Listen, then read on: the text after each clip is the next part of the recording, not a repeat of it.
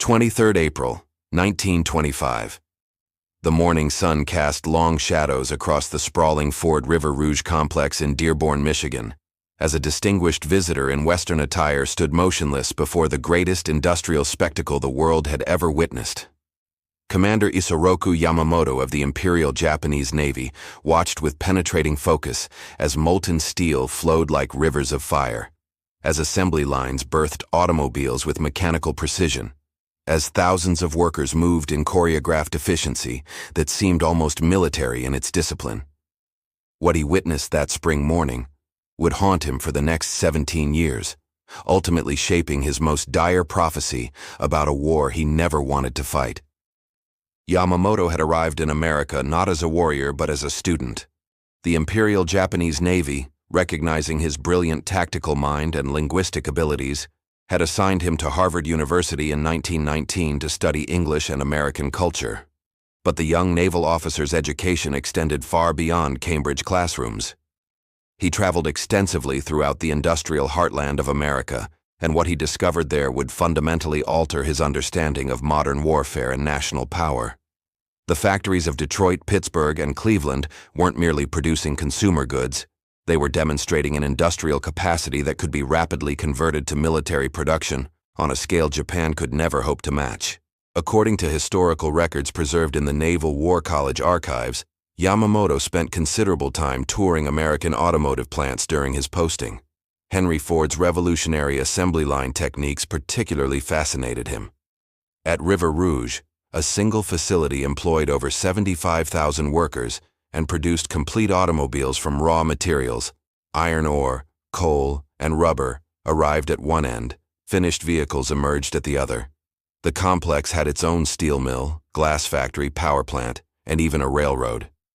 Yamamoto understood immediately that this integrated production model could manufacture tanks, aircraft, and warships with equal efficiency. The commander's American sojourn revealed more than just industrial might. He witnessed a society that embraced technology, rewarded innovation, and possessed seemingly limitless natural resources.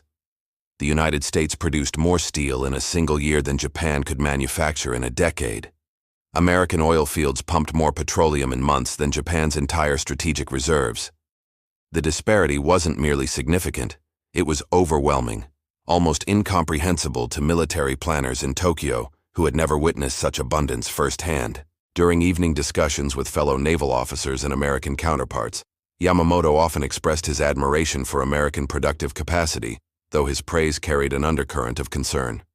Japan's military leadership spoke increasingly of confronting Western powers to secure resources and territory. But Yamamoto had seen what confrontation would truly mean. He had walked through factories that stretched beyond the horizon, watched as American workers operated machinery that multiplied human effort 1,000-fold, observed a culture that valued practical engineering over traditional military virtues. The Japanese naval officer was developing a reputation among his peers. He was becoming the man who understood America too well, who had seen the colossus that his countrymen could only imagine. 1931. The Manchurian incident exploded across headlines as Japanese forces seized control of northeastern China, marking the beginning of Japan's aggressive expansion across Asia. Back in Tokyo, now serving as a rear admiral, Yamamoto watched with growing apprehension as his nation embarked on a course he considered profoundly dangerous. The military factions that dominated Japanese politics had never toured Ford's factories, never stood before the blast furnaces of Pittsburgh, never calculated the true arithmetic of industrial warfare. They measured power in battleships and aircraft carriers, in the spirit of the samurai, in the willingness to sacrifice. Yamamoto measured it in tons of steel, barrels of oil, and manufacturing capacity per capita. The Admiral's concern wasn't theoretical. Japan's entire industrial base, concentrated in a few vulnerable coastal cities, produced approximately 5 million tons of steel annually. The United States produced over 50 million tons. Japan imported 80% of its oil, mostly from American and Dutch sources. Its shipyards, though efficient, could construct perhaps 8 major warships annually under maximum production. America's shipyards, when converted to wartime operations, could launch that many vessels in weeks. These weren't pessimistic estimates.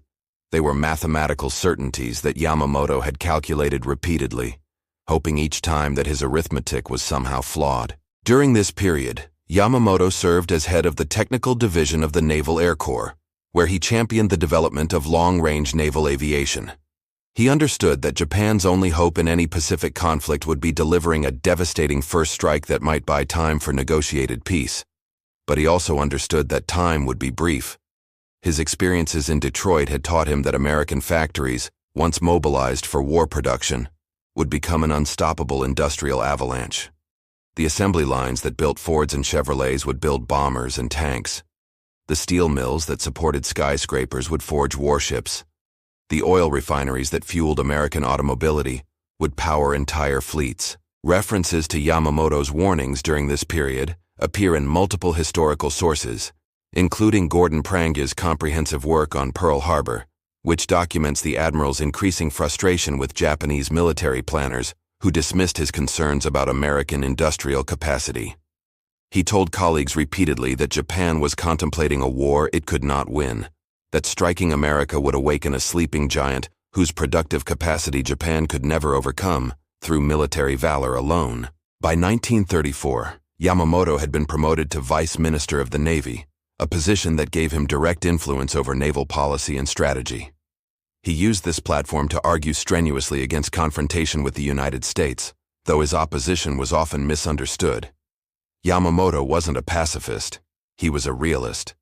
He had commanded destroyers, studied naval tactics, and possessed the warrior spirit that defined the Imperial Japanese Navy. But he had also stood in the River Rouge complex and watched America's industrial heartbeat with a power that Japan simply could not match. His opposition to war wasn't based on weakness or lack of fighting spirit.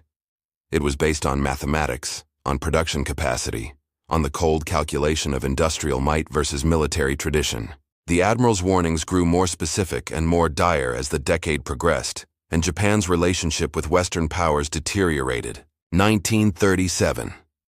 As Japanese forces pushed deeper into China following the Marco Polo Bridge incident, Yamamoto's prophetic voice grew increasingly isolated within military circles.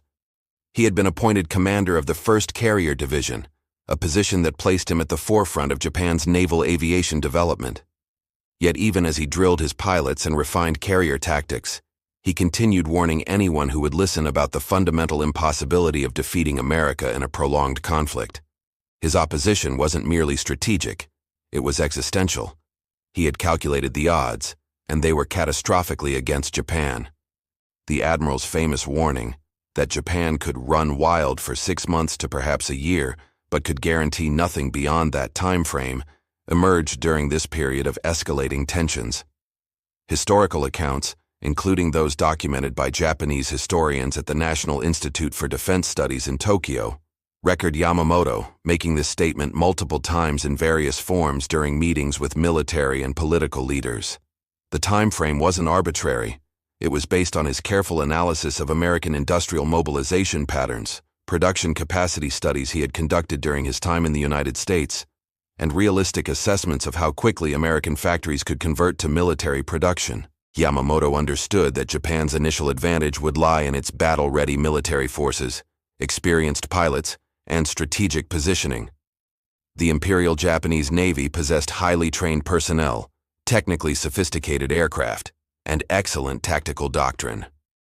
For the first months of any conflict, these advantages would be decisive. Japanese carriers would dominate the Pacific. Japanese pilots would control the skies, and Japanese forces would seize territory across Southeast Asia and the Pacific Islands. But Yamamoto knew this window would close rapidly, not because American forces would fight more bravely or possess superior tactics, but because American factories would simply overwhelm Japan with sheer volume of production. His calculations were precise and terrifying. Once fully mobilized, American shipyards could construct more aircraft carriers in a year than Japan could build in a decade. American aircraft factories could produce more fighters and bombers in months than Japanese industry could manufacture annually. American steel production could support simultaneous major offensives in both the Pacific and European theaters, while Japanese steel production struggled to maintain a single theater operation. The mathematics were inexorable, and Yamamoto had learned long ago that mathematics didn't care about warrior spirit, national honor, or military tradition. By 1939, Yamamoto had been appointed Commander-in-Chief of the Combined Fleet, the highest operational command in the Imperial Japanese Navy. This position gave him ultimate responsibility for naval strategy and operations, but it also placed him in an impossible situation. He opposed war with America, yet was expected to plan for exactly such a conflict. He understood Japan would lose a prolonged war, yet was ordered to develop strategies for victory. He had warned repeatedly about American industrial capacity, yet was tasked with overcoming that very capacity through tactical brilliance. The contradiction would define the remainder of his career and ultimately his legacy. 1940. Europe burned as Nazi Germany swept across the continent, and Japan aligned itself increasingly with the Axis powers through the Tripartite Pact. Yamamoto watched these developments with deep foreboding, understanding that Japan was binding itself to a coalition that would inevitably bring it into conflict with the United States. His position had become acutely paradoxical. He was now responsible for planning a war he believed Japan could not win, against a nation whose industrial might he had witnessed firsthand, in service of a strategy he considered fundamentally doomed. During this period, Yamamoto began developing the operational plan that would become the attack on Pearl Harbor. The irony was profound. The admiral who most strongly opposed war with America was designing the strike that would ensure such a war occurred. But Yamamoto's thinking was grimly logical. If war became unavoidable, Japan's only hope lay in delivering such a devastating initial blow that America might seek negotiated peace rather than total victory. The plan wasn't optimistic, it was desperate, a calculated gamble based on the hope that American resolve might crack under a catastrophic surprise attack. The Pearl Harbor plan reflected Yamamoto's understanding of both American industrial capacity and American psychology. He knew the attack would need to be overwhelming, targeting the Pacific Fleet's battleships to buy Japan the 6 months to a year he had predicted. During that window, Japanese forces would seize oil resources in the Dutch East Indies, rubber plantations in Malaya, and defensive perimeter islands across the Pacific. These conquests would hopefully create a situation where reconquering them would seem too costly for America to attempt, leading to negotiated settlement that recognized Japan's new territorial gains. Historical records from the Japanese Naval General Staff, referenced in numerous scholarly works including Samuel Eliot Morrison's History of U.S. Naval Operations in World War II, document the intense debates over Yamamoto's plan. Many senior officers considered it too risky, too dependent on surprise, and too likely to unite American public opinion for war rather than divide it. Yamamoto acknowledged these risks, but argued that conventional strategy offered even less chance of success. A traditional war of attrition would simply allow American industrial superiority to grind Japan down over years rather than months. The surprise attack at least offered the possibility of shocking America into negotiations rather than mobilization. Yet even as he refined the Pearl Harbor operation throughout 1940 and into 1941, Yamamoto continued warning civilian leaders about the ultimate futility of war with America. Prime Minister Prince Fumimaro Konoe reportedly asked Yamamoto directly about Japan's chances in a conflict with the United States. The admiral's response was characteristically blunt. He could guarantee results for 6 months, but could promise nothing beyond that. If the war extended beyond a year, he expected only disaster. The factories he had toured in Detroit, the steel mills in Pittsburgh, the shipyards along both American coasts, all would become unstoppable engines of military production that would overwhelm anything Japan could field. 19th October, 1941. General Hideki Tojo became Prime Minister of Japan, replacing the more moderate Konoe and effectively ending diplomatic efforts to avoid war with the United States.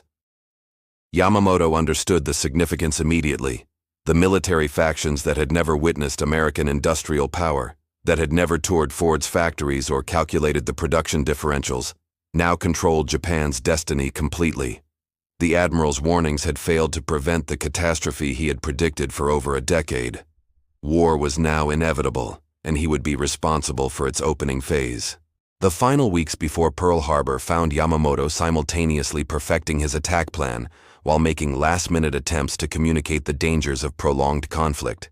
He met with political leaders, spoke to military colleagues, and wrote letters expressing his grave concerns about Japan's strategic position. According to accounts preserved in Japanese military archives and documented by historians including Hiroyuki Agawa in his comprehensive biography of Yamamoto, the admiral used increasingly stark language during this period, describing the coming conflict as potentially suicidal for Japan if it extended beyond the initial offensive phase. Yamamoto's pessimism was rooted in updated calculations about American industrial capacity. By 1941, he had received intelligence reports about American rearmament efforts following the outbreak of war in Europe. The reports confirmed his worst fears. American factories were already beginning to convert to military production, shipyards were expanding, and the government was implementing mobilization plans that would dwarf anything Japan could attempt. The Ford River Rouge complex alone, the facility he had toured 16 years earlier, was preparing to manufacture B-24 Liberator bombers at a rate that would exceed Japan's entire annual aircraft production. One factory, one type of aircraft, outnumbering Japan's total output. The arithmetic of doom became even clearer as November 1941 progressed. Japan produced approximately 7,000 aircraft annually across all types: fighters, bombers, reconnaissance planes. American plans called for producing over 50,000 aircraft in 1942 alone, increasing to 96,000 in 1943. Japan's shipyards could launch perhaps 200,000 tons of naval vessels annually under maximum wartime production. American shipyards were preparing to launch over 2 million tons annually. Japan's oil imports, already restricted by American embargo, totaled roughly 5 million barrels per year. America produced over 1.3 billion barrels annually from domestic sources alone. The ratios weren't just unfavorable, they were apocalyptic. On 26 November 1941, the Pearl Harbor Strike Force departed Japanese waters under strict radio silence, steaming toward Hawaii, while last-minute diplomatic negotiations continued in Washington. Yamamoto remained at naval headquarters in Tokyo, knowing that within days his carefully planned operation would either achieve devastating success or fail catastrophically. But success and failure had become relative concepts for the admiral. Even perfect execution of the Pearl Harbor attack would only buy the 6 months he had promised. Beyond that window, American industrial might would begin crushing Japan under the weight of mass-produced tanks, aircraft, ships, and munitions that Japanese factories simply could not match. 7th December 1941. The date that would live in infamy began with Yamamoto's worst nightmare becoming reality. Not the success of the Pearl Harbor attack itself, which achieved devastating tactical results, but the strategic consequence that followed. The strike force sank or damaged 8 American battleships, destroyed over 180 aircraft, and killed more than 2,400 American servicemen. Tactically, the operation exceeded its objectives. Strategically, it accomplished exactly what Yamamoto had feared most. It unified American public opinion for total war rather than negotiated peace. The admiral received reports of the attack's success with grim satisfaction, mixed with deep foreboding.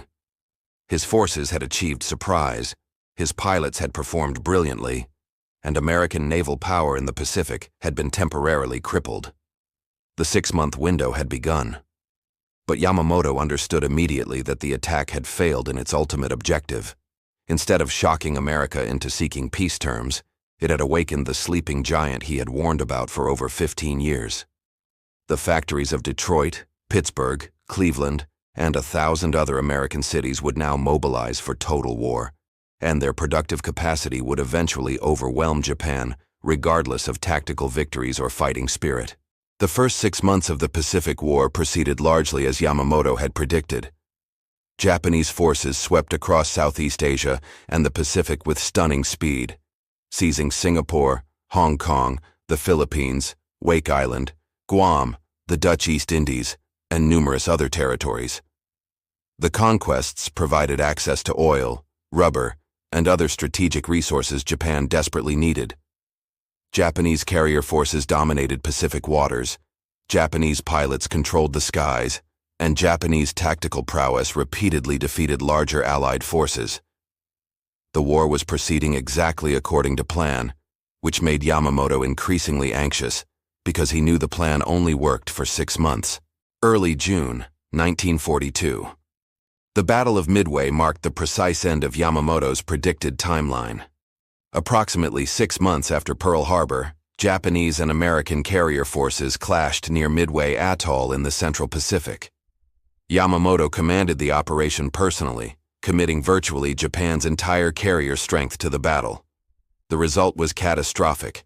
Japan lost 4 fleet carriers, hundreds of aircraft, and thousands of experienced pilots in a single day.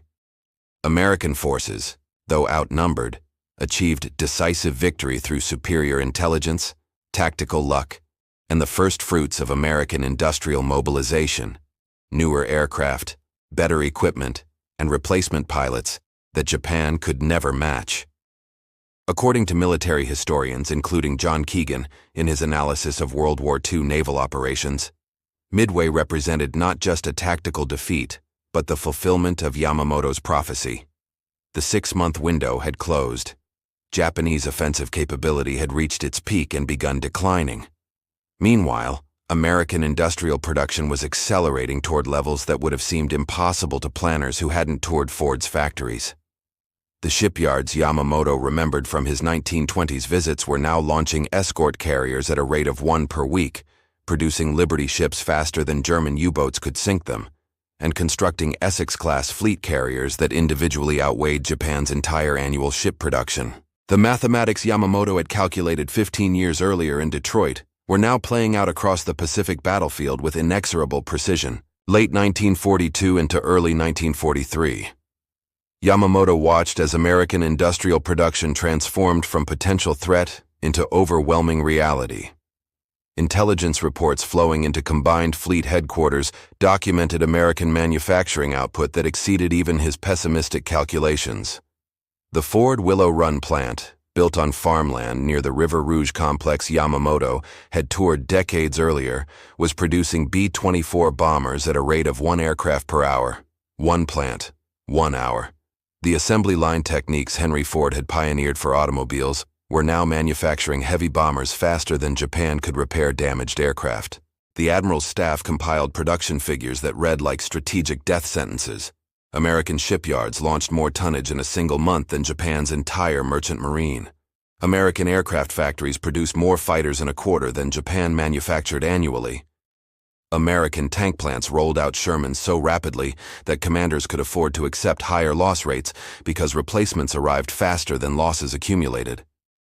The war had become exactly what Yamamoto feared, an industrial competition that Japan could never win, a contest decided not by tactical brilliance or warrior spirit, but by production capacity and resource abundance. Guadalcanal became the grinding attritional campaign that proved Yamamoto's thesis. From August 1942 through February 1943, Japanese and American forces fought for control of a strategically vital island in the Solomon Chain. Japan committed extensive naval and air resources to the campaign, achieving numerous tactical victories, but slowly losing the war of attrition. For every American aircraft shot down, 2 more arrived as replacements. For every American ship sunk, 3 more appeared on the horizon.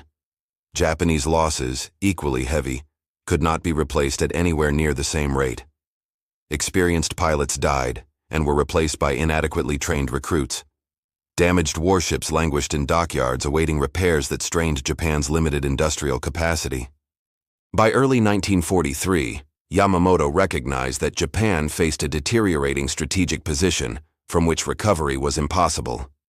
The defensive perimeter established during the first 6 months of war was beginning to crack under pressure from American forces that grew stronger monthly, while Japanese forces grew weaker. The oil from the Dutch East Indies, the rubber from Malaya, the strategic resources that conquest was supposed to provide, all were increasingly difficult to transport to Japan as American submarines interdicted shipping lanes and American air power dominated critical choke points. Japan was slowly being strangled by the industrial colossus Yamamoto had warned about since the 1920s. Historical accounts document that Yamamoto became increasingly fatalistic during this period, according to staff officers who served with him. He continued planning operations and directing naval strategy, but his earlier confidence had vanished completely. In private conversations, he reportedly expressed the view that Japan had already lost the war. The remaining question was merely how long defeat would take and how devastating it would become. The factories of Detroit had won. The outcome was now simply playing out across the Pacific battlefield. 18th April, 1943. American intelligence intercepted and decoded Japanese naval communications revealing that Admiral Yamamoto would be flying to inspect forward bases in the Solomon Islands. The information reached Admiral Chester Nimitz, commander of Pacific Forces, who faced a difficult decision. Assassinating a military commander during an inspection flight was ethically questionable, but eliminating Japan's most talented naval strategist offered significant military advantages. After consulting with Washington, Nimitz authorized an interception mission. Long-range P-38 Lightning fighters from Guadalcanal would ambush Yamamoto's transport aircraft over Bougainville. The morning of 18th April dawned clear over the South Pacific. Yamamoto departed Rabaul aboard a Mitsubishi G4M bomber, escorted by 0 fighters, on a precisely scheduled inspection flight. American P-38s, having flown over 400 miles at wave-top height to avoid detection, arrived at the interception point exactly as calculated. The engagement lasted only minutes. American fighters shot down Yamamoto's aircraft, which crashed into the jungle below.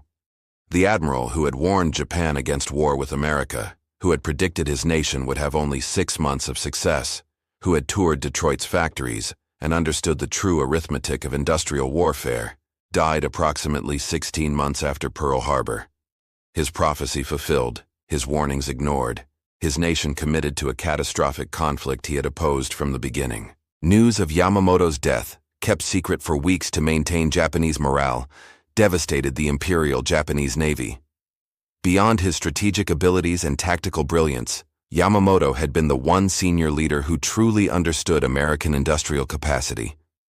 His replacement commanders, many of whom had never visited the United States, continued fighting the war with tactical focus, but without Yamamoto's sobering understanding of the strategic impossibility of their position. The war continued for over 2 more years, but the outcome Yamamoto had predicted was never in doubt after the first 6 months. The factories Yamamoto toured in the 1920s became the arsenals that destroyed Imperial Japan. Ford's River Rouge complex and Willow Run plant produced thousands of bombers and tanks. American shipyards launched over 5,000 warships during the war. Aircraft factories manufactured nearly 300,000 military aircraft. Steel mills produced over 87 million tons in 1944 alone, more than Japan produced during the entire war. The productive capacity Yamamoto witnessed firsthand during his American posting became the overwhelming force that crushed Japanese military power through sheer volume of production. In retrospect, Yamamoto's career embodied tragic irony. He was the admiral who understood America too well, who opposed war yet planned Pearl Harbor, who predicted 6 months of success yet was proven correct to within weeks, who warned repeatedly about industrial capacity yet was ignored by military planners who never toured Ford's factories. His story illustrates how personal experience, walking through Detroit assembly lines, witnessing American abundance, calculating production ratios, can provide strategic insights that theoretical knowledge cannot match. Yamamoto saw the future of modern warfare in Henry Ford's factories in 1925, understood that industrial capacity would determine victory in any major conflict, and spent the rest of his career warning that Japan was embarking on a war it could not win. The Admiral's prophecy, 6 months of success, nothing guaranteed beyond, proved devastatingly accurate. His legacy remains complex. Brilliant strategist, reluctant warrior, prophet without honor in his own nation, a man who understood his enemy too well to believe in victory, yet served his country faithfully unto death. The assembly lines of Detroit that amazed him in the 1920s eventually produced the arsenal that fulfilled his darkest predictions. Yamamoto's story stands as historical testament to the decisive importance of industrial power in modern warfare, and the tragic fate of prophets whose warnings go unheeded.